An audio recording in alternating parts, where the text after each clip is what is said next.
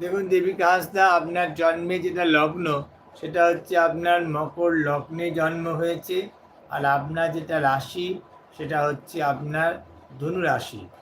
এখন যে দশা আপনার চলছে, চন্দ্র গুরু আর চন্দ্র চলছে। আপনি এটা লিখছেন যে গভর্নমেন্ট জব পাবো কি না, এটাই আপনার প্রশ্ন। তাই চন্দ্র বৃহস্পতিতে আপনি গভর্নমেন্ট জব পেয়ে যাবেন, কিন্তু এই সময়তে আপনাকে একটু মানসিক দিক থেকে একটা উৎকণ্ঠার মধ্যে আপনাকে থাকতে হচ্ছে। এটা আপনার মেন সমস্যা আমি দেখতে পাচ্ছি। আমি ঠিক বলছি? আপনাকে এই সময়তে একটু মানসিক উৎকণ্ঠা ভোগ করতে হচ্ছে এই সময়তে আপনাকে। সে কারণ সেটাই আপনার মেন প্রবলেম বলে আমার মনে হচ্ছে। তা মানসিক উৎকণ্ঠা একদম আপনি ভোগ করবেন না।